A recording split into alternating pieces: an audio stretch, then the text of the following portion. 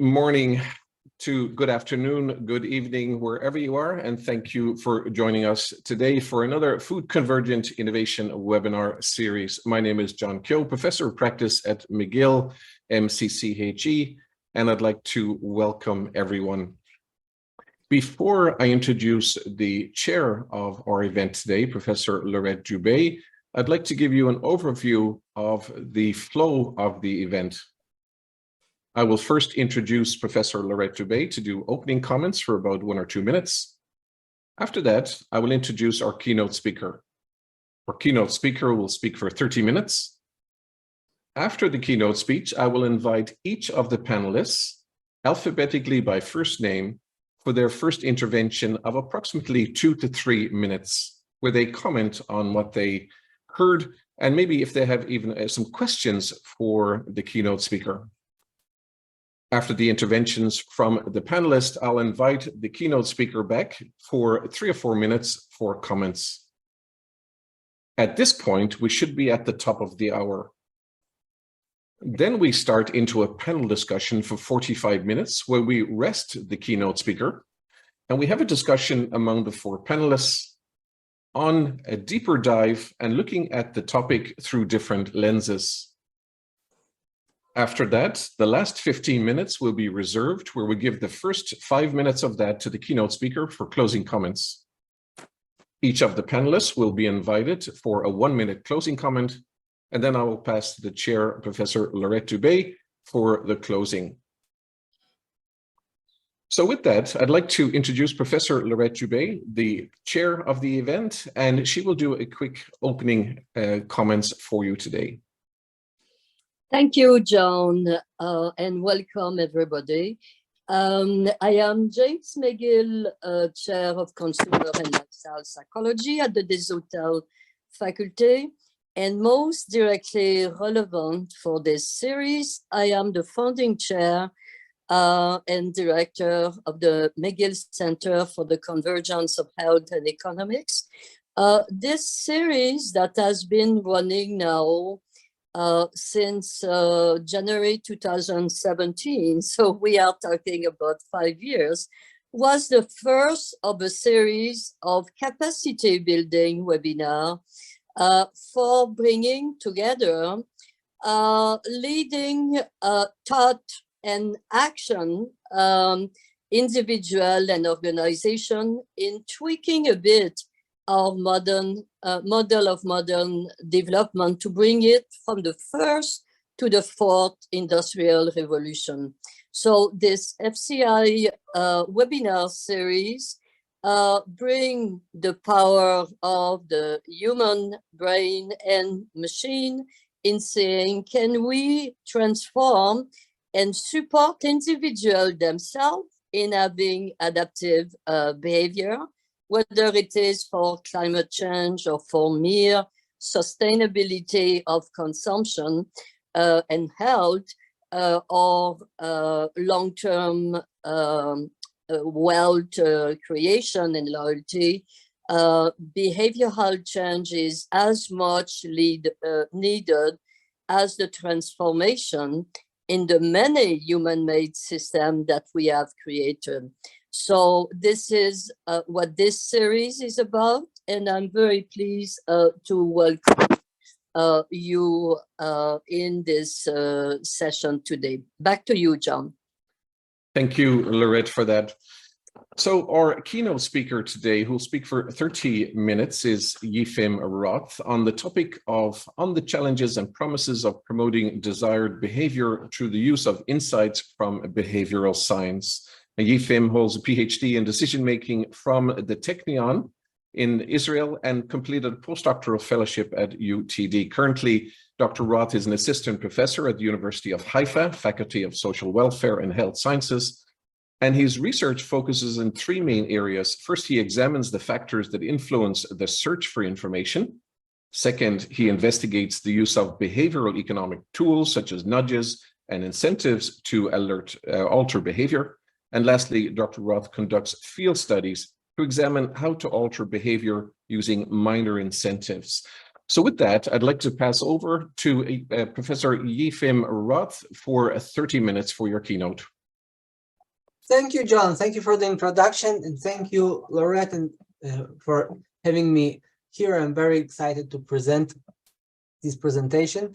It will be more kind of a hand-waving presentation. I will tell you different stories.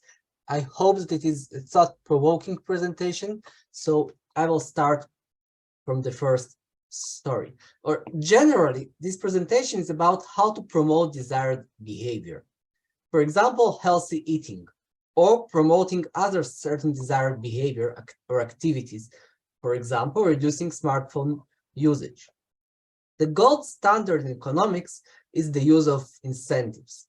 But one big challenge with incentives is scalability. Using large incentives is very expensive. Another challenge is that when the incentives are removed, it's often the behavior return to the baseline, but we'll go back to this with a second story. So what about the use of small incentives? The findings about the use of small incentives are mixed. So for example, Gnisi and Rusticini in their very known paper, Pay Enough or Don't Pay at All, as the title suggests that it's better to pay high incentives or not pay or not use incentives at all. But there are other papers that suggest, like for example, Hyams and Dana Zaif, meta-analysis that shows that even small incentives can be beneficial. So, as I said, the results are mixed, and this is the first story on the potential of promoting healthy behavior with repeated deposit contracts. And this is a joint project with my collaborators, Ido Erev, Hiller Maximilian, Stefan Klossen, Gal Lifshitz, Vanessa Martinez, and myself. Okay, so how to design wise incentive structures that will help people help themselves, help them achieve their own goals, in particular, health-related goals. So one possible solution is to use deposit contracts. How do deposit contracts work? Here's an example. You deposit $150 of your own money for successful smoking cessation. And if you are successful, you get additional $650. But in case of failure, you just lose your investment. You lose your deposit, the $150. But there are two challenges with these deposit contracts. First of all, it's very low acceptance rates. Only about 15% of participants agree for this deposit contract. And second of all, it's costly for the principal. So why it's a low acceptance rate? Because many people are afraid. They think for yourself, if you're offered, you want to change your behavior, you're offered now to put $150. Many people think, no, thank you. Maybe there is a deception, maybe something else, maybe I will not be successful, maybe even I'm from a poor family and I cannot afford this, so I prefer not to do it. And the second main challenge is it's costly for the principal. For each person that succeeds, the principal have to pay $650. And the third challenge, which I have not mentioned here, is incentive for deception. So when the stakes are so high, maybe it's good for me to cheat. So our approach is a bit different. What about repeated deposit contracts? What is a repeated deposit contract? So the participant can deposit money and essentially bet on whatever he is going to achieve their next day goal. In case of success, they earn a very tiny, very small amount of money. For example, 10 cents. But in case of failure, they lose a larger amount of money, but still tiny. For example, 50 cents, half a dollar. So what are the advantages of this repeated deposit contract? First of all, it's a very low risk to the participants. So it's not $150, it's just some cents, about 50 cents if they lose. So it's not a big sum. And second of all, it's very low cost for the principal, for the intervention designer. Why? Again, because in case of success, they have to pay for each success only 10 cents and not $600 as in the previous example. Nevertheless, we hypothesize that this intervention should be effective if the participants are rational and want to achieve their desired behavior. Okay, so we designed a field study to check this prediction. And here is the field study. The field study was about facilitating breathing exercise. So we used the breathing app aimed at helping reduce stress level. Here are the screenshots of the app. And it was a very simple exercise. The participants sit at home at their convenience during the day and have for 5 minutes to use do a simple breathing exercise whenever they want it. And each day they here I will present you the conditions. So the experimental design, the intervention was for 30 days, and there were 3 conditions. The control group just received a fixed payment of 15 euros. So regardless of how many days they did the breathing exercise, they still got the 15 euros. The bonus group, or the incentive groups, they got a fixed payment of 15 euros plus 0.1 euro for each day that they performed the breathing exercise. So each day they performed the exercise, they earned 10 euro cents. And in the days they failed to perform the exercise, they have not lost anything. And the most interesting group for us, the deposit group, they had a virtual cash register with 15 euros. Each day they performed the breathing exercise, they earned 0.1 euro, 10 cents, exactly as in the bonus group. But here is the interesting thing. Each day they failed to practice, they have not practiced, they lost half a euro. So 5 times more than their gain.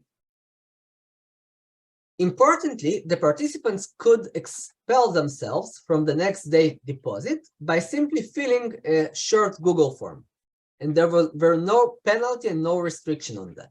So just filling a form saying that I do not want to bet tomorrow was enough not to participate on the next day.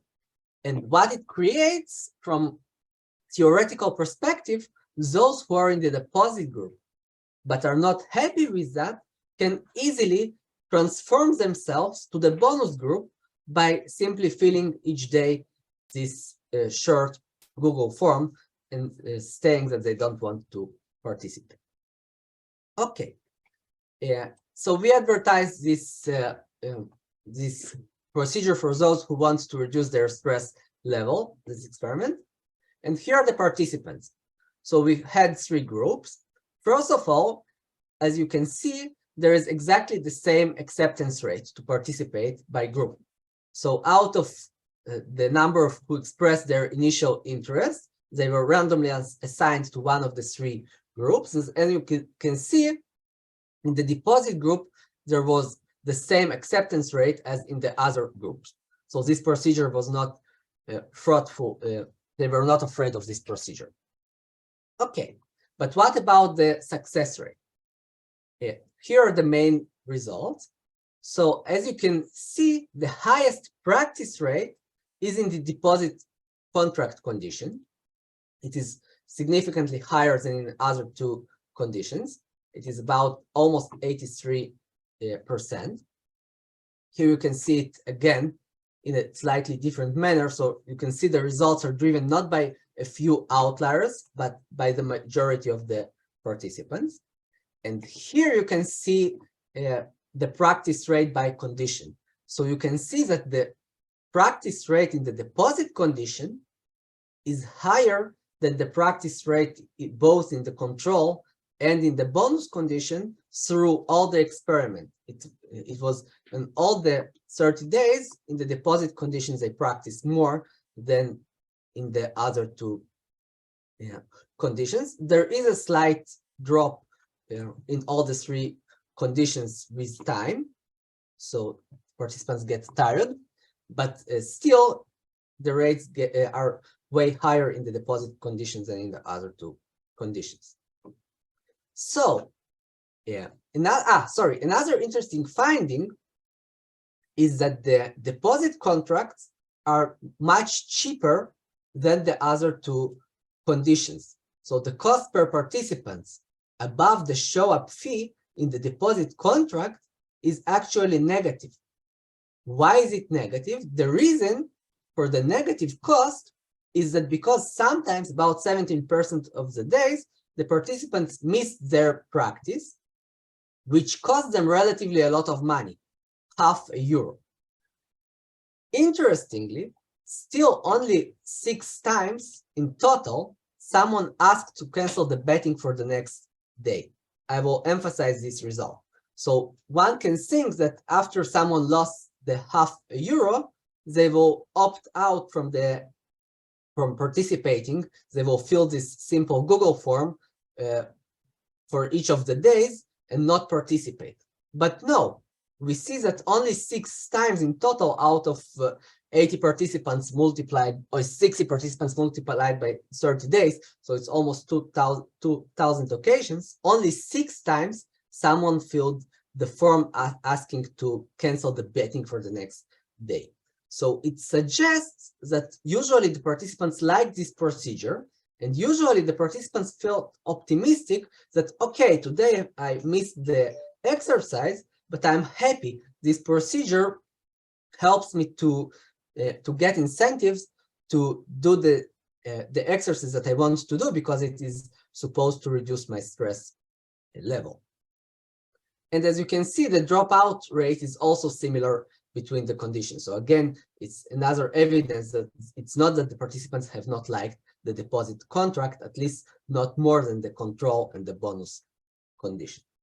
So to conclude story number 1, the field study confirmed our theoretical analysis. The repeated deposit contract had a high acceptance rate, at least not lower than the other conditions. And it led to higher exercise rate, higher than the bonus and the control condition. And what is also very important, it is a very low cost for the principal. So this procedure, what we claim, can be used on a large scale without large costs for the principal. So our study shows that very low cost deposit contracts can provide a cheap and effective mechanism for policymakers to promote large-scale desired behaviors. Okay, so this is story number 1, and now I move on to my story number 2, which is promoting healthy eating behaviors by incentivizing exploration of healthy alternatives. And it's a joint project with Yael Shavit, a student at the Technion, and Kinneret Teodorescu. Okay, so the main challenge here is the second challenge with incentives. So we spoke before that about one challenge with incentives, that it's that if you use high incentives, it usually works, but it's very costly. And then we say what's happening if you have small incentives. Here we tackle another challenge with incentives, and it is that when the incentives are stopped, people usually return to their baseline. So if you pay people a lot of money, for example, with smoking, so then they will not smoke. Think for someone who is smoking, then paying him $100 a day. So he will not smoke, or I'm paying him $100 a day to go to the gym. So he will go to the gym even if he suffers from going to the gym. But when the incentives are removed, he will return to his baseline behavior. And our proposed solution is interventions that should focus on incentivizing exploration of other alternatives rather than generally desired behavior. And the hope is that people will find their own individually tailored, what we call rare treasures. Importantly, the rare treasures can be very different for different people. What do I mean? Let's say that I try to incentivize people to go to the gym. So again, to have a healthy lifestyle, to do sport. So if I pay people to go to the gym, let's assume that people go to the gym, but they hate going to the gym. The moment I stop the incentives, people stop going to the gym, right? So our proposal is different. Instead of incentivizing people to go to the gym, let's incentivize them to find sport activities that they like. And notice that different people maybe like different sport activities. So maybe if we incentivize people to explore different sport activities, one person will find out that he likes yoga, and another one will find that he likes swimming, and the third one will find that he likes, I don't know what, Zumba, etc. So different people will find different rare treasures that are treasures for them. And if this activity is both healthy and rewarding for this individually tailored individual person, then they will proceed with this activity even when we remove the incentive. And we checked this hypothesis with a healthy eating experiment.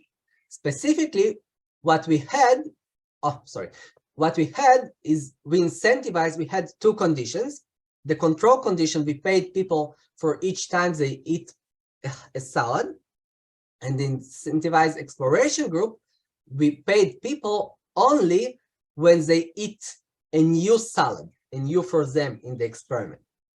And our results show that even after 1 year follow-up, those who were in the incentivized exploration group eat more salads than those for whom we simply paid, incentivized them to eat salad. So to iterate, people who ate salads, maybe they ate them and they hate them. And when we stopped paying them, they stopped eating salads and returned to eating the food that they preferred. But more of those participants whom we encouraged to try different salads, more of them found the salads that they individually enjoy.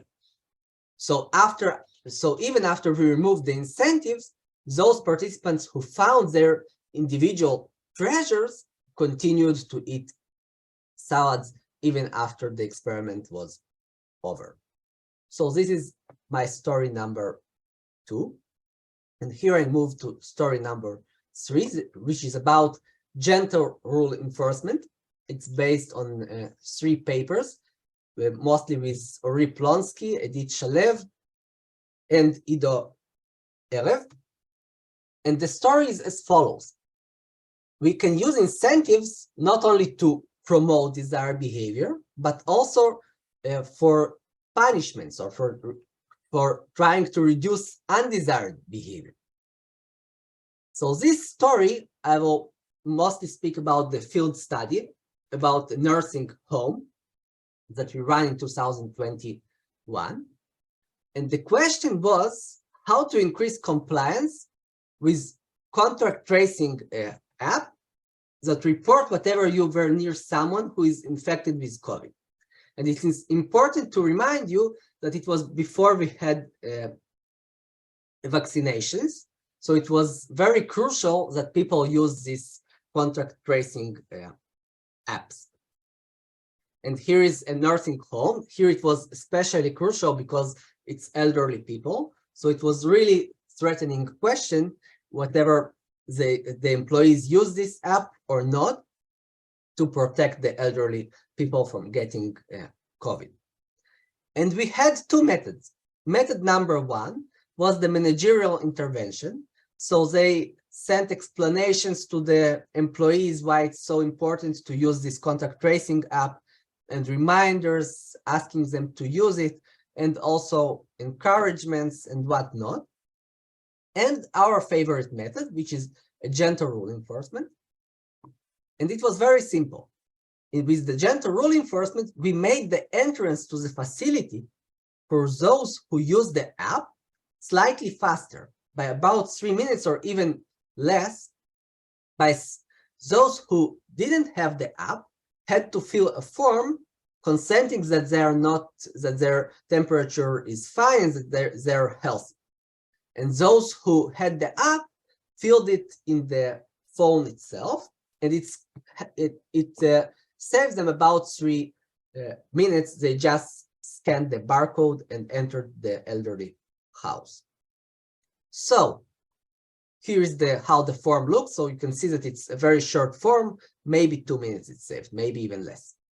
And here is the entrance with the app. You just entered, scanned the barcode and entered the elderly house. And here is the result. Basically, what you can see here with the managerial intervention, the result was very low acceptance rate, very low use of this tracing app, and the employees' reaction was mostly dissatisfaction. Informally, they complained about the new requirements and the new regulations that they have to use this app. They complained about the phone batteries, that it drains their phone battery, and about compatibility with their phones. They also raised issues about privacy, that someone can know where are they, etc., etc. And here are the results of our gentle rule enforcement.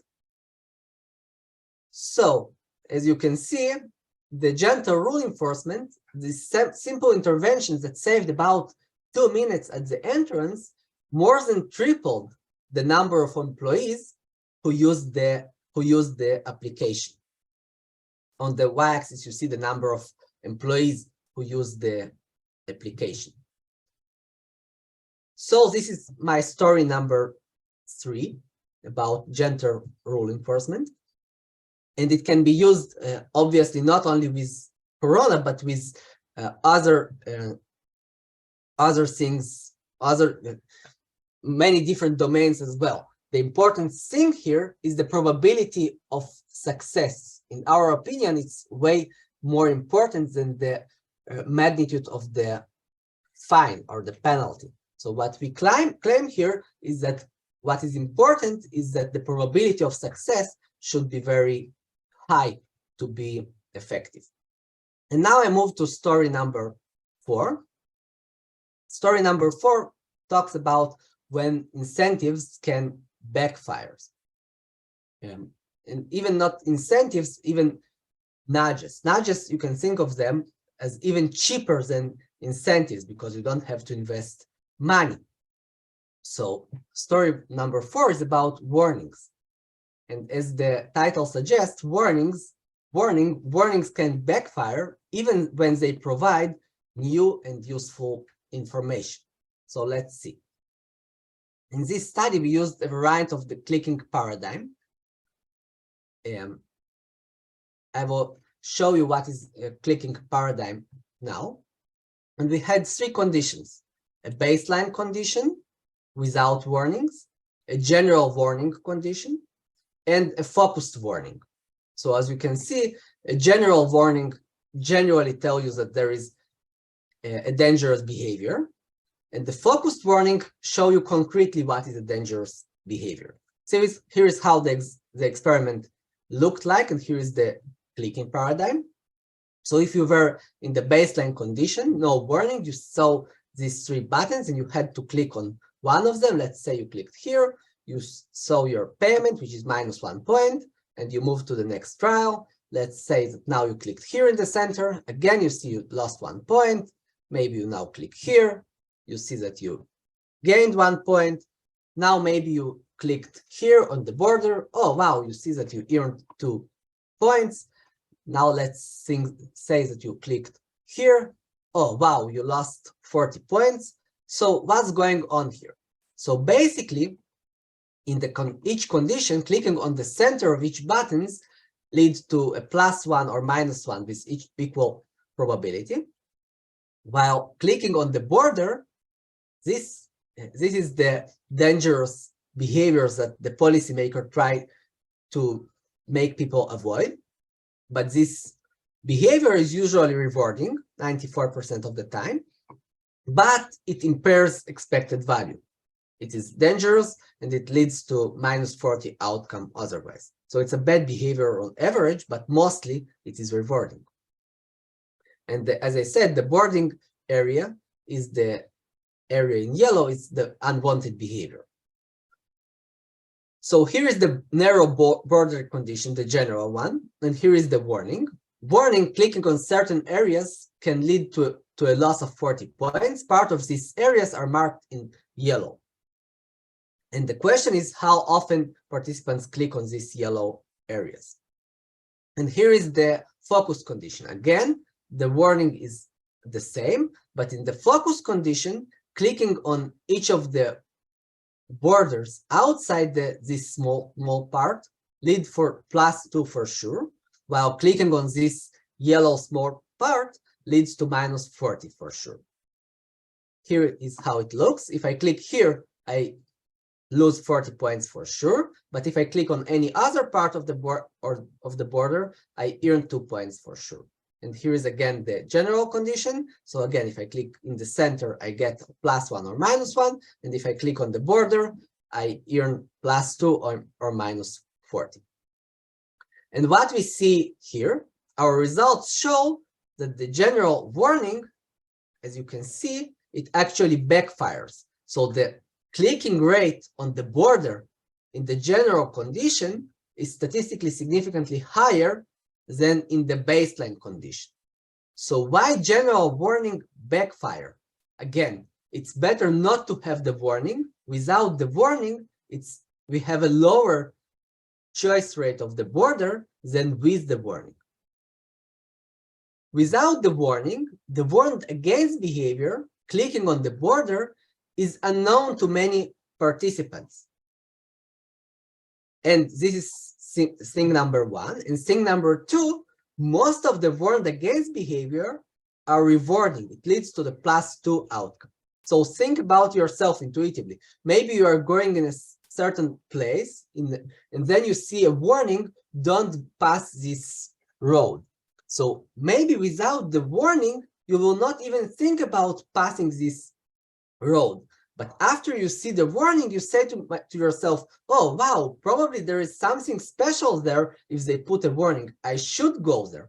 So the reason that the warning backfires, in our opinion, is that it leads you to consider strategies that without the warning, maybe you will not consider in the first hand at all. And you are not stopping to do these strategies if most of the time the warned against behavior is rewarding, as with many warned against behaviors. What about situations when the warned against behavior is well known? So when the warned against behavior is well known, we suggest that then warnings are very effective, especially the focused warning. I understand that I have 2 minutes, so I will conclude very shortly. So here is how the conditions looked like. And as you can see, as I said, in this case, when the warned against behavior is very common, so it's very easy to click on the border in this case, when most of the area is actually a border, then both warnings are effective, especially the focused one. Okay. So I will conclude this story. Warnings are expected to backfire where warned against behavior is unknown or hard to come across, and experience with the warned against behavior is mostly rewarding. Warnings are effective when warned against behavior is a common knowledge, and focused warnings are expected to be more effective, especially in the long run. I will not move to story number 5, which is about the default effect. I will just conclude that what we have shown, what I have tried to convince you, that you can use even small incentives to promote desired behavior or to trying to stop undesired behavior. You just have to devise the incentive structure very wisely and think about the unintended consequences. Otherwise, the behavior can backfire and you can have not the desired effect, but the other way around. So this is my story as for now, and I think I'm exactly on time, John. It's fantastic. Thank you so much, Yifim, for that fascinating case studies. Just as a reminder for the attendees today, if you do have a question, you can pose it either in the chat or the Q&A. I see there are some questions coming in from Cameron McRae, and we'll get to those later on. So Yifim, thank you for that. Before I invite the panelists for the first intervention, I see Professor Laurette Dubé has her camera open and maybe has a question. Laurette, over to you. Yes, thank you very much, John, and thank you, Yifim. Excellent presentation.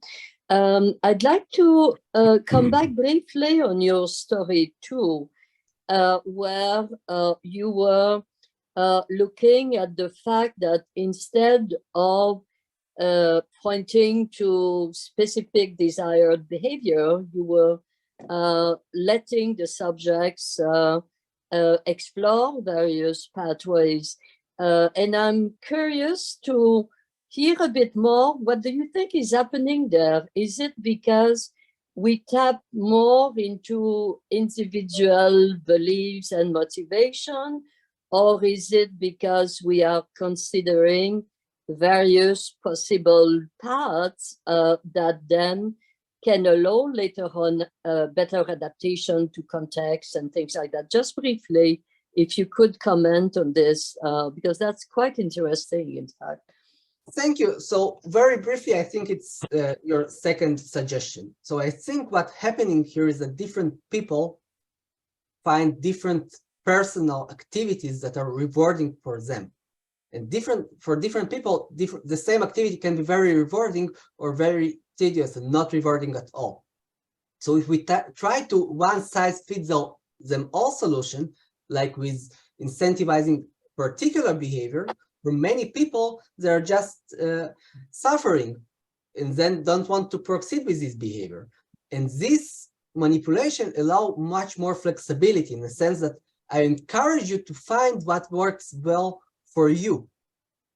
And the hope is that you will find what works well for you, and it will be like kind of intrinsic motivation. You will continue to do what you now like, your personal rare treasure. And you can use it in very different domains, obviously. Thank you. Back to you, John. You're on mute. John, you're on mute. We don't hear you. That's the first time I've done that, believe it or not. Thank you, Yifim, for that. So thank you again. Now, our first panelist is Dr. Fidel Indiami. Fidel, if you can open up your camera. Fidel, yeah, Fidel is there. So Fidel is a fellow professor of practice at McGill University, MCCHE, along with myself and Laurette, and he's the former deputy president of AGRA. And he's also been keen to provide leadership in the context of mandates across Africa and contribute to the transformation of Africa, which is an incredible challenge. So Fidel, over to you for 3-minute intervention on what you saw, what you heard, what you experienced with that insightful keynote speech.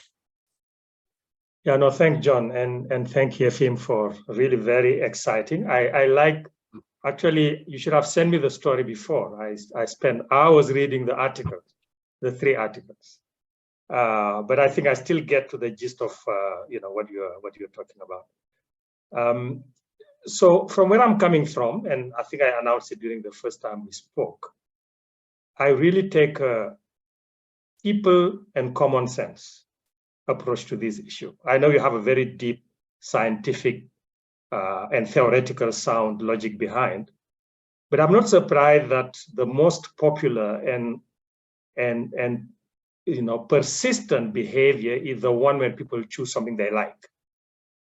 Because we know that and the first question I was going to ask, why would you incentivize people to do something that is good for them? So then it tells me that beyond your, I think you're absolutely right by saying that in economics, one of the key parameters is incentive, but I will add other things. Probably knowledge should be one of them. I mean, a power. There are other parameters that will inform what people do. So, but put aside, I think the fact that, and we generally know more than we do. And the question that people ask themselves often, why is this gap? And I think to the point Laurette was making earlier, if we explore more, what has more meaning for them?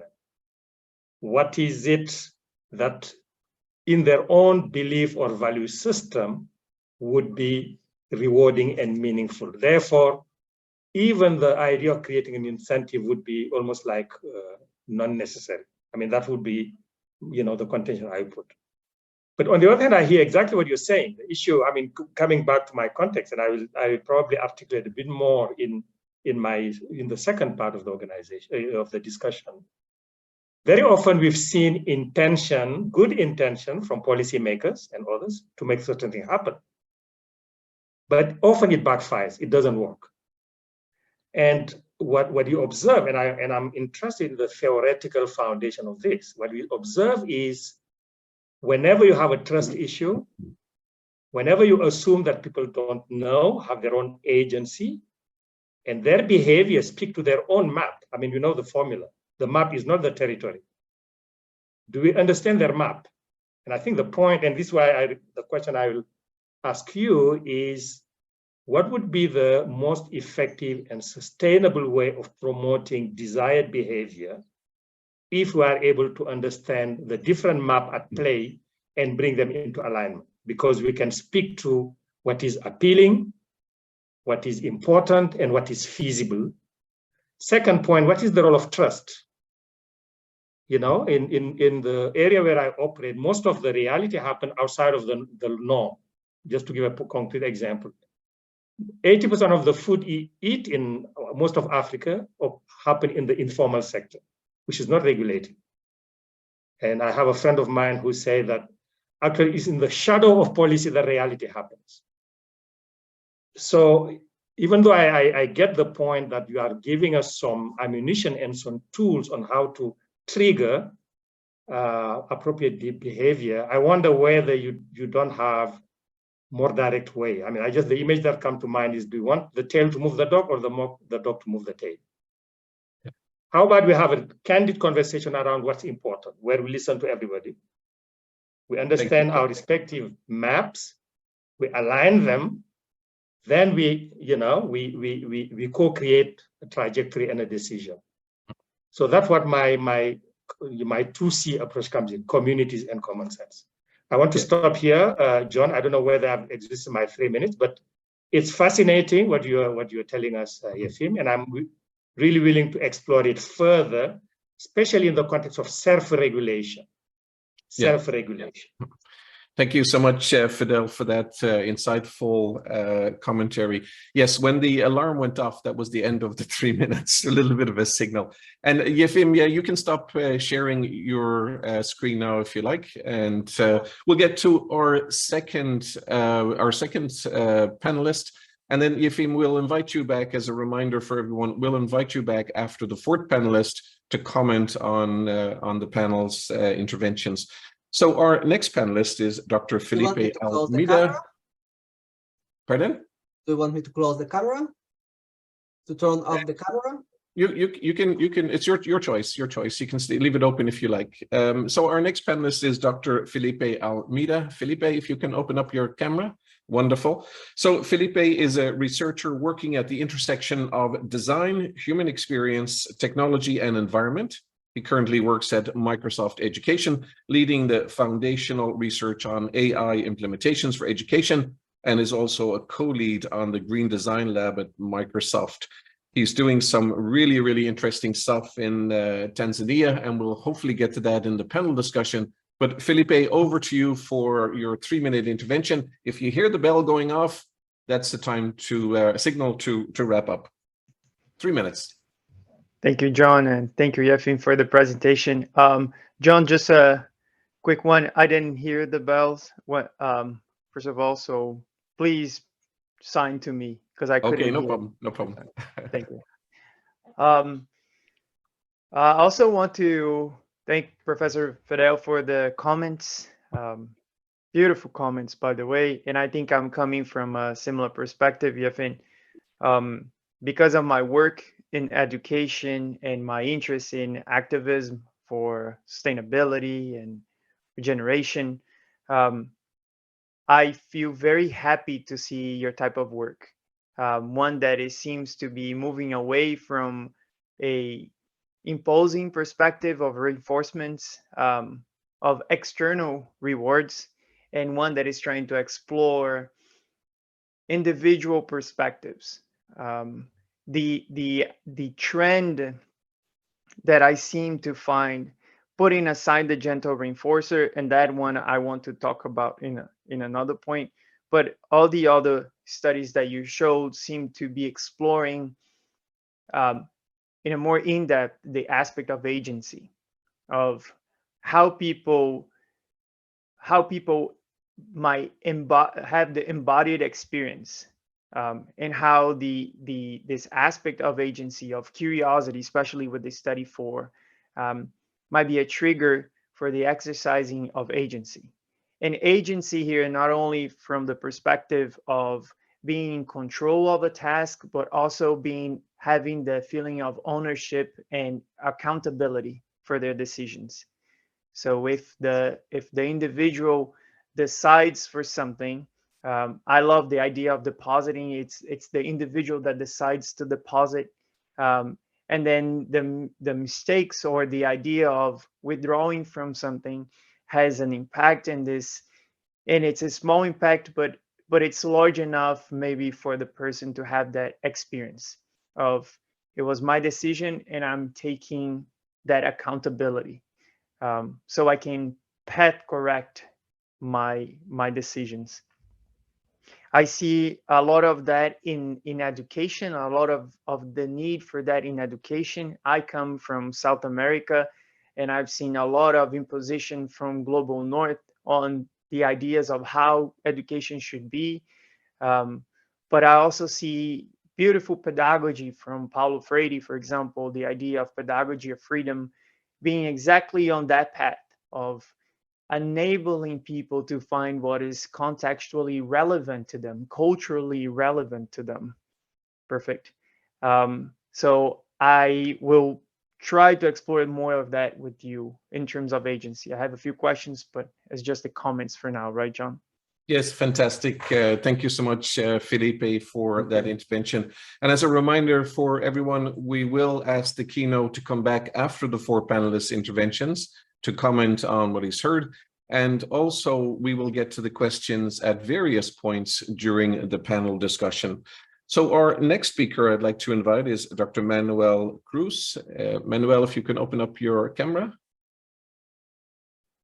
Wonderful. So Manuel is currently serving as the chief scientist at Innovat Labs, and prior to his current role, he had 22 years of experience at Immersion Corporation. He has had leadership positions as vice president of research and user experience, where he made significant contributions to the company's research effort and played a key role in the developing of user-centered haptic solutions. And he holds a PhD in electrical engineering from McGill, so one of our alumni. Manuel, over to you for your 3-minute intervention. Thank you, John, for the introduction. And also thank you, Yefim, for a wonderful keynote. I definitely learned a lot. I've been a technologist my entire career, so this field is complementary to what I do, but not necessarily the center of it. So I hope to contribute to the discussion today. As I was saying, I've been developing technology for a long time, specifically haptic technologies. This is the mediated touch by a computer. And as such, I have developed systems that are currently in cell phones, gaming devices, or medical simulators. And I want to bring this to the discussion from the perspective of interpersonal touch. As we know, in the past, there has been some studies in which it has been shown that when a waiter in a restaurant environment touches a person, when interacting with it in a restaurant, this person or this customer will leave a higher tip than another person that is not touching. So effectively changing the behavior with this interpersonal touch, right? And so moving forward to technology implementations, there has been some studies that are going to be recently published, perhaps this month and the month after, from my colleague, Professor Racat in France, where she's looking at an e-commerce application, and just by having this small vibration in the cell phone produces change of purchasing behavior in the users. So this is, I see it as extremely important, because now we are moving away from having this physical interpersonal touch to having some sort of sensory feedback through the touch to influence the behavior of people. And so my relation of this with what you talk is about how to deploy these technologies that would be used for the greater good. You mentioned already two of them. One that used these facilitated breathing exercises is some sort of haptic feedback or vibration feedback benefit these type of applications that encourage or produce long-lasting effects on the behavioral changes of people. Similar, you mentioned as well the other one for the enforcement to enter a facility if they check in into this app. So these are technologies that we have. And I wonder to what extent this type of sensory feedback that is not just visual and audio will influence long-lasting behaviors. But still, like some of you already commented, this when we deploy technologies in the mass market, they need to be, the users need to be willing to accept and to do this type of, I want to set my alarm to tell me that I need to breathe, that I need to drink water, right? That I need to sit straight. What happens when these technologies are pushed into the users in general through AI systems, and they know or they don't know that they're being pushed into doing this type of behaviors? So there is some questions about, and you mentioned this, about ethical issues and privacy issues as well. So this is type of discussion that I would like to find out with the panel and yourself. Thank you. Wonderful. Thank you so much, Manuel, for that. Our fourth panelist is a good friend, Dr. Tirta Dar. Tirta, you open up your screen. Fantastic. So Tirta is Associate Professor at the Department of Marketing and Consumer Studies, College of Business and Economics at the University of Guelph.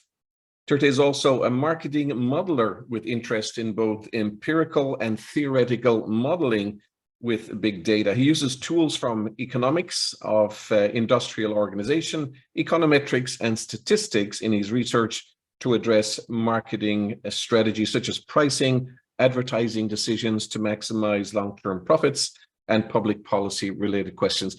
Tirta, our good friend, over to you for your 3-minute intervention. Thanks. Thank you very much, John. EFM, a great presentation, a lot to think about, and it's a fascinating area. And this is an area sort of close to me or near and dear to me. A few things. The broader issue in this case, obviously, this idea of incentives and also disincentives, because incentives can be positive and negative. Taxation is the negative incentive, and subsidies is sort of the positive incentives. And incentives in general, as EFM suggested, it's a very powerful tool. It has worked really well in many domains. For example, in the case of cigarettes, taxation has worked the best. High taxation in cigarettes has dramatically reduced the consumption of cigarettes. In the case of food production, globally, we had centuries of famine, hunger, that has been a large part resolved through high subsidies in food production. Now, it has some negative effect, long-term effect, and EFM touched on this issue, and that is really cool. Because a lot of the time subsidies and incentives create certain behavior, and it's very difficult to get rid of those behavior or bad behavior in a sense. Now, the research focused on 3 key areas of sort of neglected areas on this area of incentives, interventions, and nudges. One is this cost of incentives. A lot of the time, policymaking level, the cost really becomes a big issue. It's the big elephant in the room. And the reason, in recent years, we became so enamored with the idea of nudges, because nudges to a certain extent is magical thinking in the sense, you just change one or two small things with zero cost, and you get amazing impact in many cases, at least in the experimental settings. Then the other part, which EFM touched upon, and at least one of the research, and that's really interesting, is the long-term effect. A lot of the time in experimental settings, you can get really strong effect. Even in field experiments, you get very strong effect. The question is that, once your incentives or disincentives is removed, what happens? And that's sort of sort of a challenging area, I'll say, in this kind of behavioral chain modifications and interventions. Even in the study, EFM showed, one of the interesting aspects is that in all conditions, both conditions, the salad consumption actually decreased. It's just that in one condition it decreased less than the other one. And the question is that the measurement was basically 1 year. One idea might be to think about let's say after 2 years or 3 years, what happens? If is it zero after 3 years, then the intervention at say initial intervention may not have a major impact. And that also raises an interesting issue, like in the sense that do we need this in certain situations? Do we need continuous intervention or some kind of wave intervention so that the behavior sustains year after year after year? In the business context, in advertising and promotion, we see that case because we have pulsing in advertising and pulsing in promotion because we want consumers to sustain certain behavior year after year. And the other aspect which I found really interesting in this presentation is the idea of the last experiment, which is basically, in a sense, I would say this is basically an experiment on rare events. In the sense, like, certain behavior, it has very low probability, but if you do it, it has consequences. And in the square experiment, where if you are on the edges, you get, reward or penalty. Reward is really high, penalty is small, but in the probability is really low, and you see this kind of bad behavior. And the rare event is a classic case, our understanding of how consumer sort of reacts or behave is not really well understood. In some cases, in rare events in general, what we know based on the research I have seen, consumer either overreacts or underreacts. Global warming is a classic case. We see underreaction all the time. We talk about resiliency and all these things, but we consistently underinvest in that space. Rare events like airline crash, we consistently overinvest in terms of safety. At least if you think about relative to other areas of rare events. Yeah. So that's another area really interesting to sort of understand, because a lot of the cases these rare events are basically catastrophic.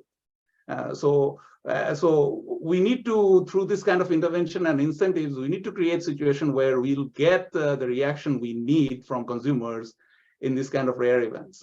In the context of global warming, this is becoming very important for us to understand how consumer processes in this kind of situations where events is rare. The incentives are completely asymmetric. If something happens, you get either high or very low, or no negative downside. So in that kind of situation, how consumers reacts, it's definitely going to be interesting area of research. I hope this research continues and in many different directions.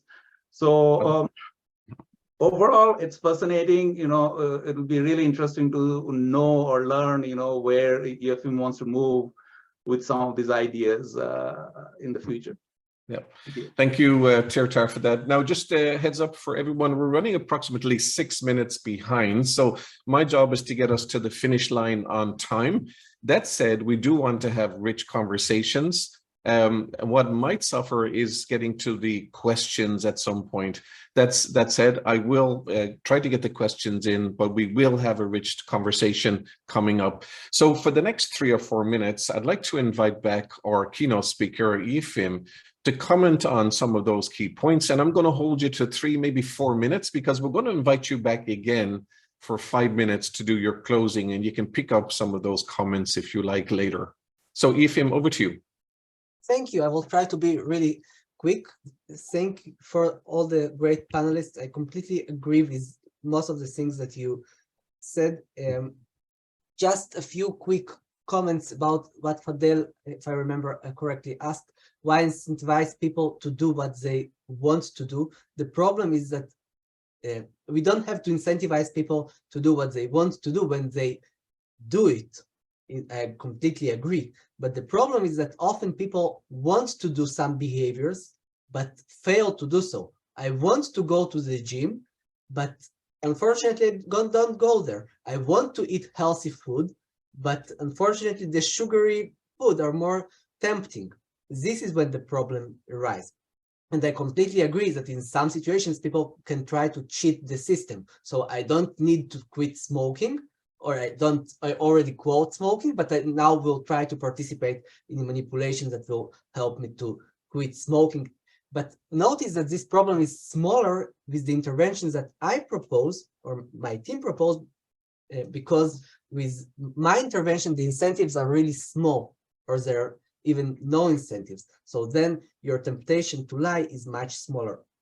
Regarding the how to individually tailor, I completely agree. And I think Felipe and Manuel knows more than me on this issue, because I think that we are going in the direction of AI, which will definitely help to individually tailor the incentives and the things. But we are thinking in the same direction, for example, with the incentivized exploration. And one last quick comment, Tirta, I cannot agree more regarding the issue of the rare events and their importance. As you definitely know, the prospect theory claims that we overrate rare events. What we find in different research and what we show that often with experience, people behave as if it will not happen to me. So they underreact to these rare events. So this is my quick comments for now. Wonderful. Thank you so much, Yefim. And Yefim, we're going to let you relax now for the next 40 minutes or so. So if you like, you can turn off your camera and speaker. And I'd like to invite all of the panelists to open up their cameras. And we're going to do a sort of an open session where I'm going to pose one question and I'm going to pick two speakers for this question. But please, the other two speakers then, are the other two panelists, at any point, please put up your virtual hand if you want to jump in and address the question as well.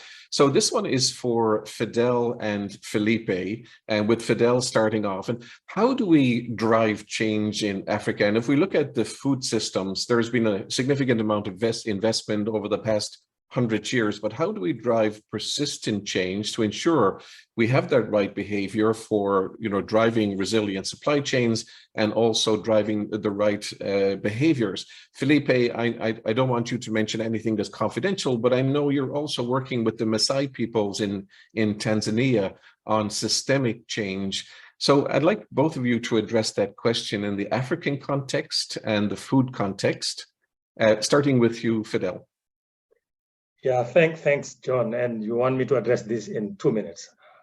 No. This is a 40-minute discussion. Okay, all right. Okay, so no. Now we can relax more. We have an open panel discussion. Yeah, thank you very much. I think that's probably the $20 billion question.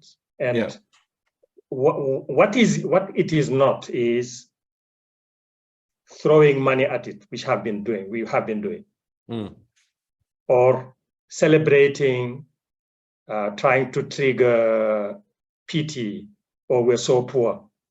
And it reminds me, a guy wrote a very provocative book in which he's saying, Africa is a rich continent, but Africans are poor. Japan is a poor country, but Japanese are rich. So I think there is something, and I don't want to be essentialist, but there's something in what we have been experiencing. And I want to come back to the experiment that our professor was referring to earlier. I think it's really important for any of these issues, because they are very complex, to take a longer term time horizon and really contextualize historically. What are we talking about here? And if I come very specifically to the issue of food and agriculture, I personally paid a lot of attention on processes by which rich region became very poor. Partly exactly because the dominant logic, the incentives, the policy, were promoting modernization, quote unquote, which was interpreted in certain way, producing more of certain commodities, going to the market, selling them and buying other things. We all in our mind associate progress with commercialization. Now, it may be true, but very often it translated into really what I call self-commoditization that pull back people into poverty. And I want to give you just an example. I live in Senegal, a country that was a French colony, which is a very diverse country from a food point of view. During the colonial era, I mean, France needed groundnuts for their oil industry. And they come up with a very nice incentive system. They instituted a tax that you can only pay in cash by growing groundnuts. They didn't say anybody don't grow anything else, but for you to be a good citizen, you needed to grow groundnuts, get money, and pay tax. Now, economically, it made a lot of sense for anybody to grow more groundnuts and have money and buy food. But over time, it created a syndrome of dependency on a commodity on which we lost comparative advantage because we're selling groundnuts, buying rice from Indochina, which until now created a syndrome of dependency. So to go back to this is why it's really very important to consider, as Laurette is saying, the whole society and the whole person. The short answer is not to take us to assume that, and that's my problem also with the experiment, somebody knows the right behavior. Let's not assume that. Let's be very contextual and say in specific settings, let's understand who are all the stakeholders, who is here and doing what. Let's take the time through dialogue and conversation to understand what is important. And let's understand how what is important for the collective is important for the individual. This is where the maps are aligning. Normally, the policy process is meant to do that. But very often, for a reason that we all understand, we are all, the technostructure. I studied economics, and basically you tell people what they should do. I mean, my friend, our colleague Titra is in marketing. You are educating people on what they should want.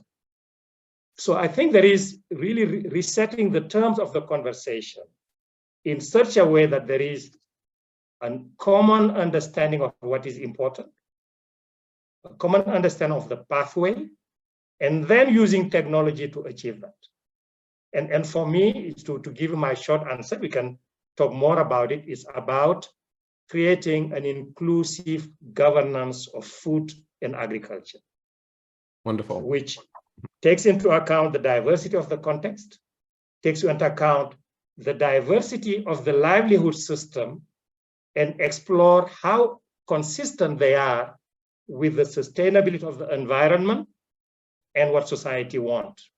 From where I come from, is really managing a governance crisis. And before probably giving the floor to Felipe, I will part of my reading, I remember, the expression in French is very nice. Qui peut le plus peut le moins. I'm sure Felipe, you understand. Karl Marx used to say, you can't, if you don't have a theory of the crisis, you don't have a theory of recovery. So we need to understand what got broken first. Once we understand what's get broken, then we can co-design what is required to meet the requirement of the different parties. I mean, I did a lot of research on it, not only for a theoretical ground, but ultimately this is where somebody was telling me, essentially development is about communities and common sense. So it's basically being able to have an open conversation around the different options with all voices counting and having a process of selecting and prioritizing that are consistent, that align as much as possible individual requirement with the collective requirement. And then you can incentivize or disincentivize. You can sweeten the deal for some people who are losing. I mean, I'm an economist. I know that, you have the surplus of the consumer or the producer, etc. But there are ways of managing the externalities if there is a process that is transparent and trusted enough for people to co-create a future that they want. So Wonderful. Let me probably pause here and then come back later. Yeah, thank you, Fidel, for that. Felipe, over to you to carry on that conversation. And whatever context you want, obviously we don't want you to share anything confidential from your company. And I'd invite Manuel and Tirta, if you want to follow up on this discussion as well, just put up your virtual hand and I'll get you next. If not, I will pull both of you up next for a different type of question and as a hint, it may be on AI and technologies for nudging. So Felipe, over to you. Thank you, John. I want to start by saying, Professor Fidel, you make very easy for me to listen, very hard for me to speak. Thank you for your wise words. They're beautiful. The question of Africa, I think, is the first of all, is a question that we should stop asking, because it assumes that there is something broken with Africa. And we've been assuming this colonialistic view for a long time. Something that has to be fixed, as if Africa was not well as it is or as it was. Maybe it's not as well now, because maybe now we broke it to some extent. So my work in Tanzania is a completely different work that I've been doing until now with the technology, and is a work of permaculture and education with the Maasai people, led by Maasai people, where we don't assume that there is anything broken, where we don't assume that there's anything to fix but the soil. In a way, is how can we make the soil of within the land healthy? How can we create a space for the elders to provide their wisdom, and create a platform where they can share that with the other generations, because their culture, their wisdom has been largely impacted. And I think it's a beautiful segue to start thinking of humans as ecosystems, right? The view of a human as an ecosystem is a beautiful opposition to the Cartesian, mechanicist, and colonial view that has been applied to everything in our society and imposed on everything else. And this basic view of humans as an ecosystem challenged this perspective to that fixing behaviors or finding desired behaviors that can be implemented for everybody else. What does it mean to be healthy? Does it mean to be healthy from a medical standpoint? Is it having a proper cardiophysiological or neurological patterns that we understand at this current pace? Does it mean to behave the way that we think is a healthy behavior? What does it mean for the marginalized peoples and that have neurological, neurodivergent conditions? For the children that grow up with the conditions that we believe for some reason that they are pathological. Who said it is pathological? And then what do we do with these behaviors? We keep on changing behaviors. I believe that there are moments where behavior needs to provide a change, and that's why I love the study too, because it talks about exploring, enabling people to find what fits to their needs. And I feel that this is a crucial point, because in marketing, and I did my master's, my PhD, they're all in a larger area of marketing. There is this idea, and in corporation, I work in one of the biggest corporations, and it's one of my daily individual battles, is we don't want to tell people what they want. We want to explore with them what they think they need. And it's so hard because for so long we've been posing our views of what they want that it seems that they lost the sense of understanding what they need, and even questioning what are needs. It's so easy to just step into Maslow's hierarchy of needs and believe that this is the truth. It's so easy in corporations to just do quick steps and move fast and break things, right? It's like this Minsky way of doing things. Let's move fast. Let's break things fast. We don't have this option anymore, right? Where we are now, we don't have this option anymore of continuing breaking things. We got to contemplate. We got to stop a little. Moving slow doesn't mean necessarily to go back. It's more looking at the margins, at the edges. And I think this is a great view when we're talking about behavior change. Is how does it impact an experience, and how does it affect the community? How does it affect the ecosystem? I will stop here. I guess that's all I could add, if I could add anything to Professor Fedel's comment. Wonderful, thank you. And great interventions from both Fidel and Felipe to start off the panel discussion. We have about 25 minutes left for the discussion. And as I mentioned earlier, when our chair opens up her video, that means that she has a comment or a question. So over to you, Lorette. Yeah, and I will try to be brief. I'm extremely pleased with the comments I'm sharing for 2 or 3 reasons.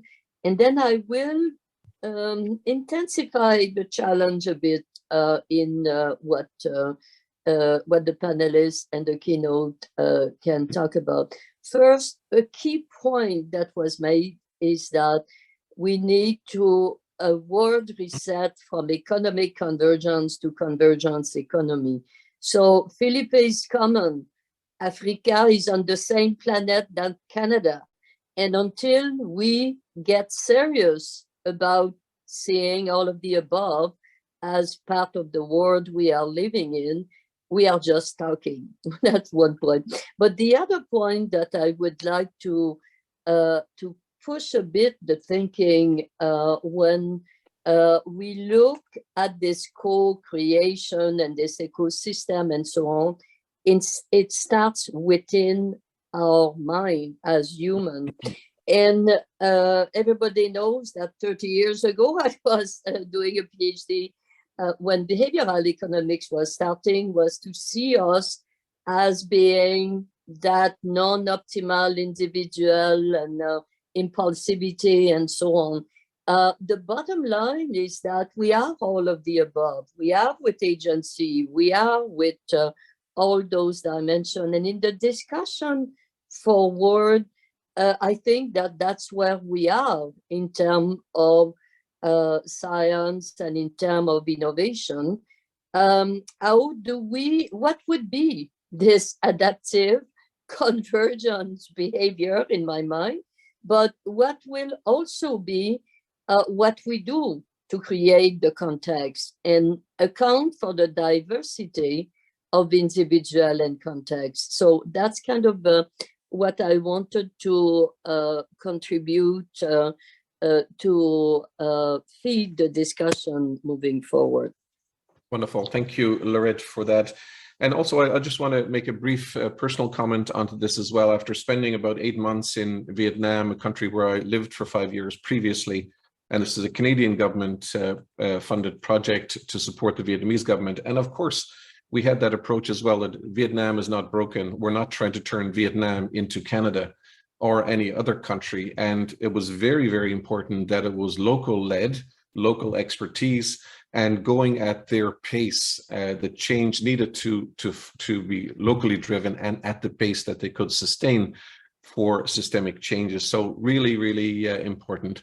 Now I'm going to move on to Manuel and Tertara. My question is around developing of technologies, because Tertara, in your field in marketing, obviously using the AI chatbots becomes critical. Manuel, you're also involved heavily in technology. So developing these technologies that have that gentle nudge or enforcement, it takes a user-centric approach, and marketing I think are probably leading this this development.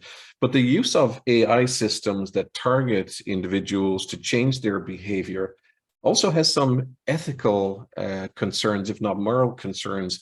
Let me start with Manuel. If you can address that question and bring it in context of how we're nudging and trying to change behavior with technologies, and then we'll go to Terta. Thank you, John. Yeah, this is a very controversial topic, I guess, nowadays. And we have seen this type of nudges and behavioral changes, not just, as I was mentioning before, when you have an app that is telling you to sit up straight or to drink water every now and then. We have seen this in platforms, and many of you have known this for a long time, that have targeted ads that result in changing our behavior, and to the talk that they can be influencing also elections in certain countries. Right? So we know that that's feasible, and it's not hard to implement given all the advances that have happened in the last 5 years, where we have gone from very basic AI to the chat GPTs of the world right now, that you can have, if not intelligent conversations, you can have conversations with a bot. Right? And I'm not saying that it's completely intelligent, but it can be there. Now, applied to the change our behavior, I think that also could happen, but if we want this to be general for everybody, it's going to be extremely hard to identify what the generality is. Again, going back to what are we trying to push into the people, and understanding what that is, because now we're going to be, based on the technology that is out there, reading these behavioral changes, whether it is through sensors that get your heart rate, your skin resistance, and your activity on your social networks to impose something on you. And if you're aware or not of these things, which creates the problems of having ethical consequences or moral issues, because you might be targeted to eat healthy. But then we go back to the question is, are we asking the people to change? Do they have a saying on it? Do they want to change, right? How do we know that they actually want to change or take healthy eating habits? I don't know if this is the right question as I went to ask. Like, we impose on all of them, all of you need to be healthy and need to accept it blindfolded. So I think from that perspective, it's very dangerous, because we still need to give the option to people to decide. And so there is the fine line as to have a health policy for the entire country or for the entire population versus invading in this privacy and decision making of the actual individual. I think that's one problem of this type of technologies. I know it can be done because I've seen examples of it, that you can change or you can impose things or you can target information onto people. But then the question is whether or not we want that as a general policy, because we will be imposing something on someone that doesn't want to do that. And how do we give it freedom to these people? And perhaps we can go back to what the research of Professor Jeffin was saying about finding other ways, other type of currencies that we can give to people so they act willingly, knowing that they're going to get some sort of reward. But from what I've seen, I don't know if that type of research that he's been looking at can be deployed massively with the technologies that we have right now. I think that's a question that we have as to how to deploy those things, and I don't know if it's feasible. I think in the past, it was commercials or schools that were telling kids to do certain things, but now we're in a different environment that we don't know if in 10, 20 years, there's going to be universities or education as we know it now, because all these AI systems are changing that as well. So perhaps everything is going to be targeted through that type of technologies, and it's going to be completely different to what we have now. So deploying these policies, I think, is hard, but we will have to use what we have at hand, which is these type of technologies that everybody has at their hand right now, and it's easy to communicate with users. But again, like you said, the question of ethical uses for these technologies is still under question. Yeah, wonderful. Before I pass to Turtar, just a funny note that up to about a year ago, Google Ads were pestering me to buy women's clothes.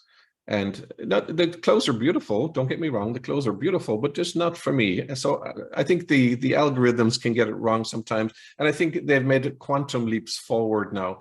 And now it's hilarious that we comment on AI chatbots having a hallucination rate and making up stuff. So Turtar, over to you. The technology is evolving, it's getting better. What do you see as an economist and looking at marketing strategies and behaviors that nudge people? Thanks, John. Great question.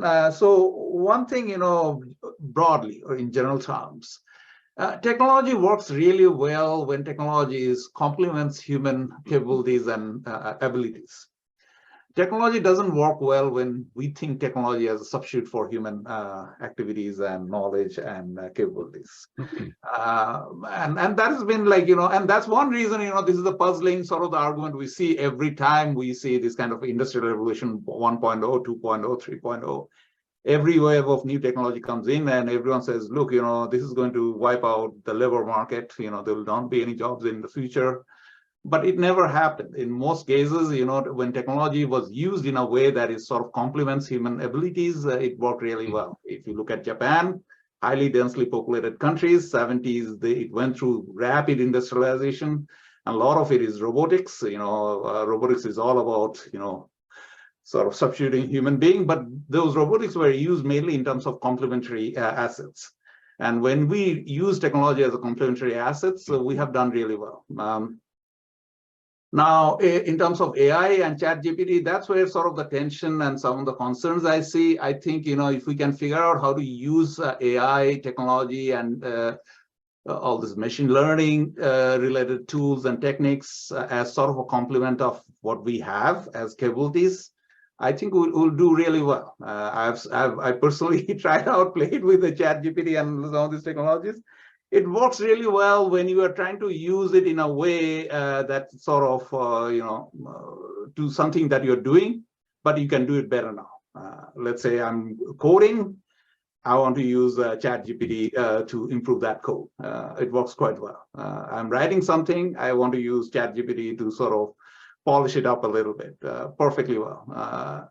At least, really good job. It does a pretty good job. Now, obviously, where we see the challenges in terms of, and we have seen with all this Facebook, TikTok, and everything, all these new technologies, and where they're using a lot of this, AI and machine learning to sort of push a lot of the marketing communications or other type of communications, and there's this whole literature on how these technologies are making consumers more addicted to this social media.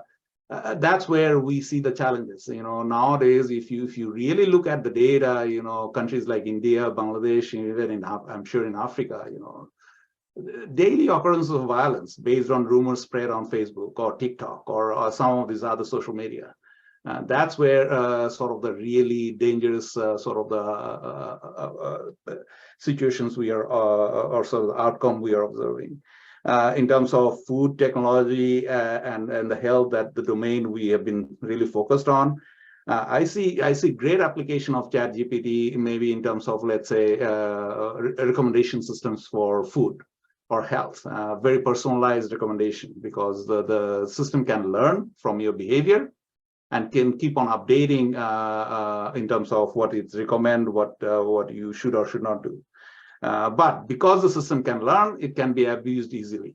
It depends on who owns the system at that point.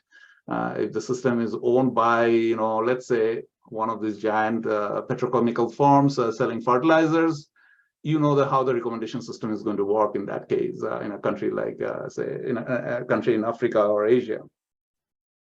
So that's where I do think, the challenge arises. But, like all technologies, I think, especially with machine learning, AI-related technologies, we need to think about our governance completely differently, how we institutionalize, certain policies and procedures. And we see this kind of tension, even like, this tension has been there. Let's say, take the case of Facebook, it's a classic case. Facebook, in a sense, is a club. So you join, you can participate in discussions, dialogues, but it doesn't behave like a traditional club. In traditional club, there are penalties, there are strict rules, what you can and cannot do. So it works really well.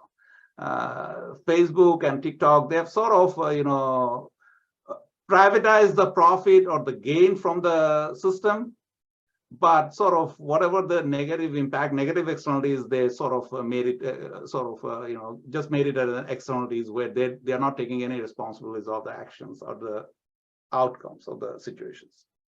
And that's where, institutions needs to change. Like, we need to think about how we govern ourselves and how we govern these technologies and who owns these technologies and what are the sort of the guardrail in the system so that, the system behaves the way it should behave, or it should behave in a way that it produces the greatest benefits for everyone in the society. And that's sort of the big sort of the billion-dollar, trillion-dollar questions in front of us at the end. Wonderful. Thank you so much, Tirtar, for that. My next question is going to be for... John, I think Felipe has his hands up. Yeah, Felipe. I was going to ask Felipe the next question. I'll go to Manuel. So, John, can I just add to the last question? Do we have time for that? Yes, absolutely.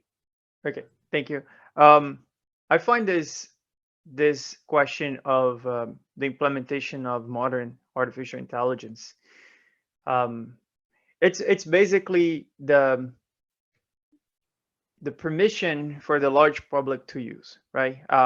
Yes, there was always, or there's for a while, there has been AI being implemented behind Facebook and Google. It's been implemented for a long time, but we're talking a lot of times when we're talking about AI, we're talking now about generative large language models, right? ChatGPT. That's what it's in everybody's mouth. It's 49% of the company was bought by the company I work for, Microsoft. And the main thing that I think is interesting in the debate nowadays is the question of alignment, is what everybody is talking about, right? How can we make sure that we can create a sense of alignment? Of course, that's the main conversation between some of the researchers. There are other researchers like Timothy Jebril, other researchers that are looking from the ethical standpoint that is linked to that to some point, but it seems to be a lot more grounded in the current context. But the idea of alignment I find interesting because it speaks more about us than it speaks about the technology. When we think about alignment and all this concern that we're having about will AI take our jobs, will AI start nudging and changing our behaviors towards something, all this preoccupation to me occurs because we don't even know how we as humans are aligned. We don't understand alignment within human society, and now we are trying to create something that we are calling intelligent, and some technologists believe that it can surpass human intelligence, and we're freaking out because we don't know how it will be aligned, or it will be aligned to something. And what will be that alignment based on the capitalistic system that we have that profit as a core of everything, right? And I'm being very honest with my view here, because if all that idea of a technology coming over and replacing us in terms of intelligence actually happens, then this whole idea of alignment is an important one, but it's more important for us first to discover what do we need as human beings? How do we align on that? And then we can start create technology that is aligned to that as well. But there is an interesting parallel point to that, which is also how can the technology, if it will surpass our intelligence, let's assume that, how can that technology help us understand what we might be better aligned to, instead of trying to create something that serves us, another historical slave now in the form of a technology. And this becomes two conflicting points, because to one side, our technologists and lords are scared of something that might be more intelligent than them. But to another side, I think we're also afraid of understanding what we really want, what we really need, which is definitely the core of it is not more capital, is not more money. There is something we're missing. COVID showed a lot that. So I just wanted to bring this idea of alignment and maybe if someone else wants to mention or talk about it, I'll be very. No, this is fantastic, Felipe, and thank you for bringing that up, because I want to go to Lorette, who will maybe realign us or remind us that the food convergence innovation is about placing the human in their various roles in the future. So Lorette, over to you. Yeah, just a 30-second comment to build on Felipe and let the flow. I have to say it's one of the richest FCI discussion we had. But the 30-second comment building on what Felipe was saying is to remind everyone that the last 250 years from the first to the fourth industrial revolution is a few seconds in the 24 hours journey of evolution. So we need to be careful in terms of a lot of what we have evolved for is not about the last 250 years. It's about the whole story. So when we talk about alignment, and it's a key challenge that we are having, and that's when the animal side of who we are equally important to factor in, and we refuse as human species at this point in time to acknowledge this. And as we move forward, Felipe's comment of thinking first about our alignment as human is extremely, extremely important piece in our advancing, in advancing our thinking of what is it we may be able to align and with what urgency. That's the comment, the only comment I would like to make at this point in time. Letting the flow. Thank you, Lorette, for that. We have 6 minutes before we go back to Yifim. But on that point, you know, there's two approaches here. You take the shiny technology in your hand and you go, okay, what can we invent in the future? Or you take the FCI approach, or what I often call, or what not I, but what others call, especially Japan, Society 5.0. where you put that human in the future, look at the different roles and say, what does that human need in the future to advance? And it's two different approaches to it. So in the 5 or 6 minutes that we have left, I want to get to each panelist on this question. So please be economical. We've got about 1 minute each to answer this. And I'm going to start with Manuel.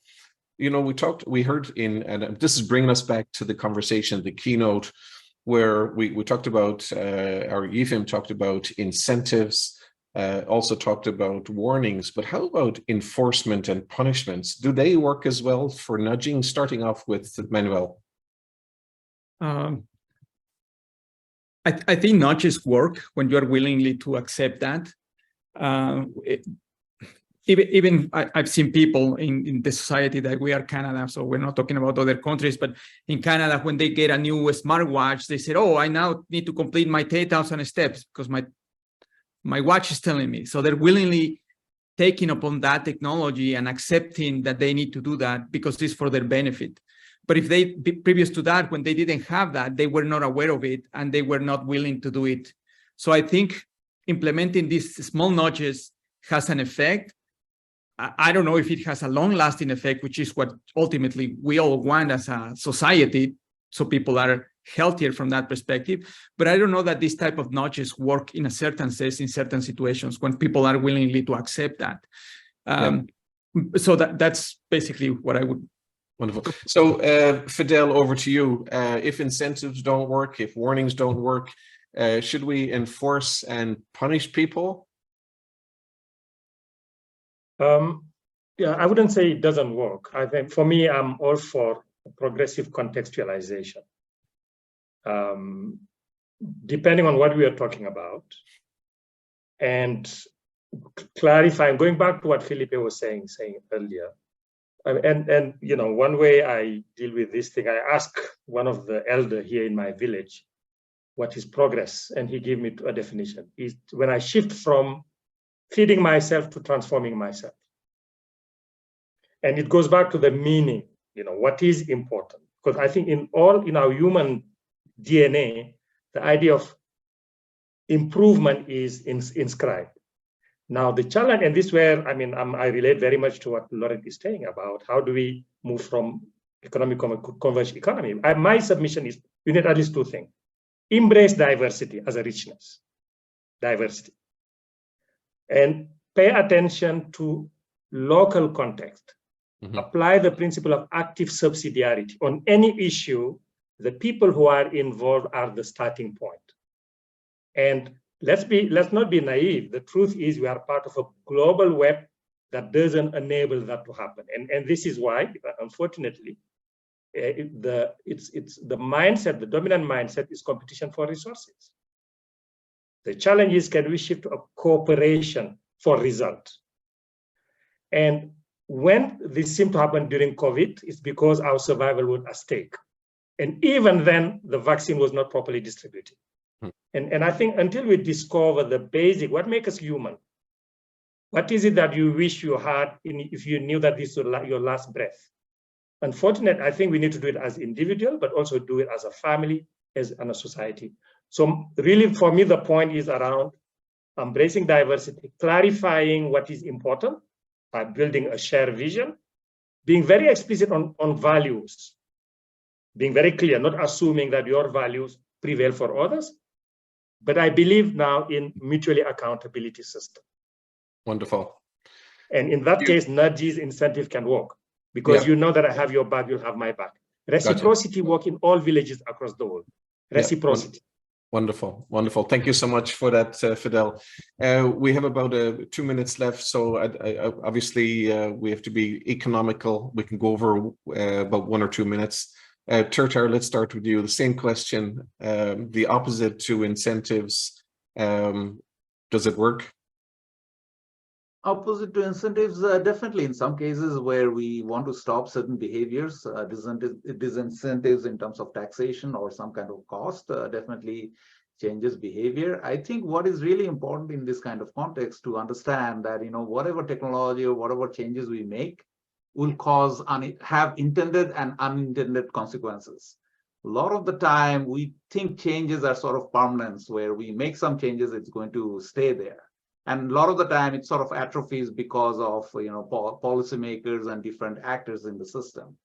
That's where the challenges arise. I personally think a lot of the cases, especially with new technology, you know, technologies are brought in to solve some problems, but when we try to use those technology to solve the problems, it causes a lot of other effects.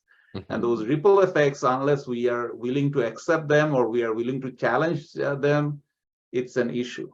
What is really important in this uncertain world and in this world where we are moving into is to sort of embrace this dynamism of changes and diversity.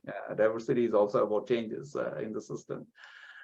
So I think that's where, you know, we should think and we should sort of, you know, focus on as we move along.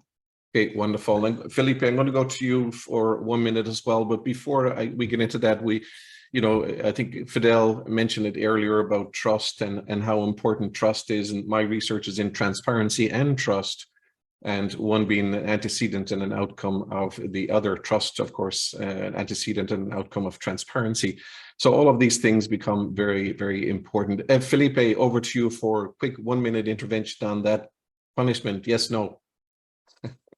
Thank you. I'm going to try to bring another angle. It was one of my questions actually to Yafin. It feels to me that big punishments, especially big punishments, seem to be triggering our negativity bias, right? So it's an assumption that I have that they might be more efficient in spreading the news about a new policy because people become scared, and that's the very strategy that is being used by media, right? It's exploiting that fear bias that we have so that they can create more engagement. So big punishments from that perspective, and historically has been used by monarchs, by other people, to create that sense of shock where others will talk about. But from the perspective of changing a long-lasting behavioral change, it doesn't seem to be effective as far as I could learn from Yefin's beautiful presentation. And And I think that's an interesting case. It's more what is effective from the point of view of actuality of changing behavior, from the point of view of what is successful for politicians and public and policymakers. And Yeah. what does it make a policymaker? Is it success in actual behavior change, or is it success in making people talking about their policies? Gotcha. Thank you so much, Felipe, for that intervention. Now I'd like to invite our keynote speaker, Yefim, back for your 5-minute closing. After that, we will go to each of the panelists for a 30-second final comments. So Yefim, over to you for 5 minutes. Okay, thank you so much. And I listened with very interest to this very thoughtful discussions that we had here. I will try to be brief. I will start from the end, I think.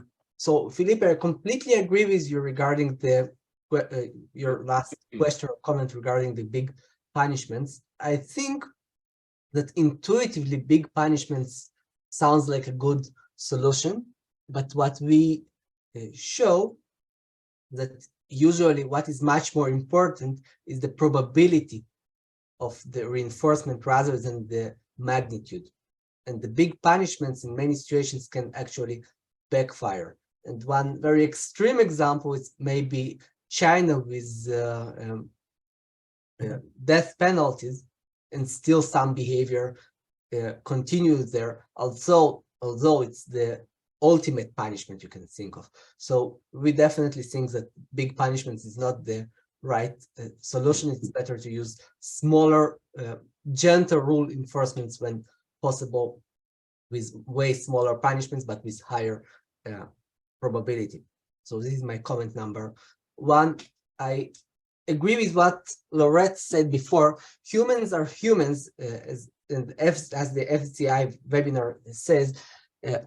I think all people react to the incentive structures, and the challenge is how we create the incentive structures that will lead people to behave in the desired behavior, which brings me in a way to what Fadel said before. Another challenge is to understand what is the desired behavior, or who can say what is the desired behavior. $1 million question. This, I think, in different societies answers this question differently. So different societies decide for themselves. We as a society have to decide what we think is the appropriate or the inappropriate thing to do. As Laurette said, maybe 200 years ago, it was different, and now it's different, and we are evolving. Just one comment about what Manuel said. There is a great paper of Ido Erev and a colleague of some of you, Hernan Harouvi, which is called a pat on the back paradox, which talking about the point that you made about the what happens with the pat on the backs. They are actually show very quickly that sometimes this behavior works only in the very short run when you pat someone on the back. In the long run, it's not working. I really recommend you to read this paper. I think it's very thought-provoking. What else? I wanted to comment on what Tirta said. We have to think about the advantages and disadvantages of the AI systems. They are definitely not something that they're very popular nowadays, and definitely there are good things about them and there are bad things about them. And the challenge probably is how to use them for good. And yes, I agree that sometimes there can be market failures, and maybe in these situations, maybe in situations when there are market failures, there is a need for governmental intervention. So, for example, with the privacy issues, or if some companies become too big, like what you mentioned with Facebook. Yeah, yes. My last thought is about nudges. I just want to say that I think that nudges, like with any other intervention, it's a very nice intervention in the sense that it's very cheap. But I think that nudges works sometimes, and sometimes they do not work. I presented you one example, which I think one of the example is the warning. Warning is a way of nudging, and I showed in the what I called story number 4 that in some situations they are very effective, but in other situations they can backfire. And other stories that I didn't have time to show, but what we show is that the default nudge, which is probably one of the most popular nudges, also we show the conditions when it's working, and in other conditions it is not working. Very briefly, we think that nudges work when they lead to the better behavior most of the time. So what we think is that the probability of success is a very important factor in driving human behavior. This is my few comments on what I hear today. I think it's a very interesting topic, and I'm eager to hear more. Thank you so much, Yefim, for that. It also reminds me that soon I was actually invited this week to participate in some research on AI for prediction in the food sector, and I'd love to see more nudges being used. In just FYI, very quickly, in the US, it's probably one of the worst cases in the world, where almost 15% of the population, 48 million people, get ill every year, despite various government departments saying that they have the safest food in the world. Canada is about 10%, and the EU is less than 5%. And the big difference here may lie in the fact that in North America that they eat out more, whereas in Europe they eat more at home. So nudging the food service appears at this point to be something that's vitally important, nudging them towards more better practices and better safe handling of food. So with that, I want to go for 30 seconds, and this has to be economical, for closing comments. And I'm going to start with Fidel. Your 30 seconds. 30 seconds. Basically, firstly, to appreciate the conversation. I think my parting word would be embracing diversity, really shifting from a mindset of competing for resources to cooperating for results, but applying that principle across the geographic jurisdiction and across the value chains. Ultimately, for me, self-start, self-assess, and self-correct. That will make us more human, and we'll win together. Fantastic. Thank you so much, Fidel. Manuel, over to you, 30 seconds, closing comments. Thank you.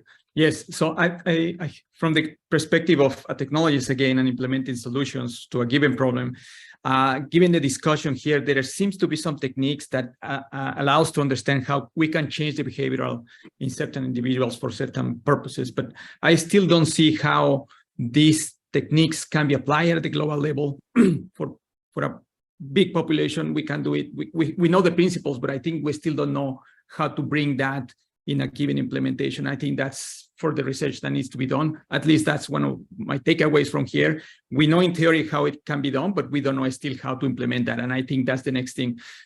Another point for me is that we need to understand, I agree with everybody, we need to understand cultural differences, regional differences, to specifically address problems that are not necessarily the same problems that we have in North America. Yeah, wonderful. Thank you so much for that, Manuel. Tirta, over to you, 30-second closing comments. In terms of, I think, all these interventions and policy sort of prescriptions we have, we should always think in terms of the intended and unintended consequences of those decisions. And when we think about convergence from my perspective is about butterfly effect. There's ripple effect of everything we do. And how do we take into account all those effects in different places, positives and negatives in our decision making, is going to be a big issue moving forward. And that also brings into the last idea, which sort of touches, what Fadil was talking about, is the capacity building, our capacity to utilize this technology, our capacity to sort of, utilize them in a way, contextualize them in a way that is purposeful and useful where we are applying them. Wonderful. Thank you so much, Tirta. Felipe, over to you for 30 seconds. Yeah, I want to also start by thanking for this beautiful discussion and the great presentation, Yefim. Once again, to me, it's a glimpse of hope for a more systemic change, from normative views. And it asked me to invite you all to think of experience, of why people behave the way they behave from a perspective that goes beyond the action, right? Is understanding why, if there is problems in healthy and eating bad, why are people eating bad? Yep. And why is that might able be compensated in some other way? So inviting to listen to the experience, to the phenomenology once again. Yeah, wonderful. Thank you so much for that. Yefim is our keynote speaker today. Thank you for a brilliant and insightful presentation with fantastic case studies. We know it takes a lot to prepare for these events. Fidel, thank you so much for your insightful comments. Manuel, your insightful comments. Tertar as well, and also Felipe. Thank you all for being friends of McGill, and we look forward to having you back again. I'd like to pass now to Laurette for her closing comments. Thank you to you, John, to Yefin as keynote, and to panel and to the audience. I will make my comment 2 minutes, maybe. I won't take more. And I will build upon Fidel's village wise man or wise woman, wise person, wise human, when he was asking what is progress when I move from feeding myself to transforming myself. I will push this further, that if we are to make progress as mankind, and technology and whatever at this given point in time in our story of mankind, and doing it in a time scale that is such that our planet won't explode, we need to account that as human, it is both feeding oneself and transforming oneself. And that's really the key. One of the key points of FCI is we won't transform system unless we transform ourselves. But for that, we are not just kind of agency and so on. We are also the animal that needs to feed ourselves. And that's really the key point as food for thoughts and action moving forward.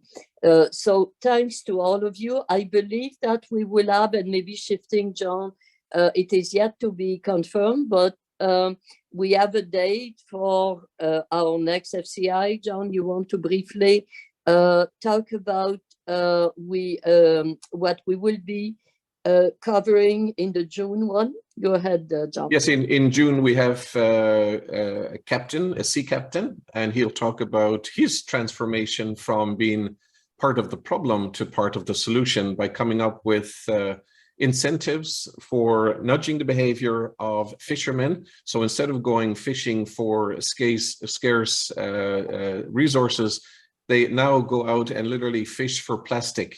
And they can earn, instead of earning $50 a month, they can earn up to $800 a month. Plus the plastic is being recycled, and it's can make houses, sheds, and other necessary shelter for them. So it's going to be a fascinating discussion. And also, by the way, in the fall, we were hoping to have it before the summer. We will have a speaker, a well-known speaker, a professor from Wharton, talking about ChatGPT. So we'll keep that a secret for now, but we're going to have a fascinating discussion on ChatGPT and all of the AI tools moving forward. So with that, thank you all. We went 1 minute over. Shame on me for that. 1 minute over. Blame it on me, Jean. Thank you all, and have a great rest of the afternoon, day, and morning, evening. All the best. Bye-bye. Thank you. Bye-bye. Thanks. Thank you, everyone. Bye-bye.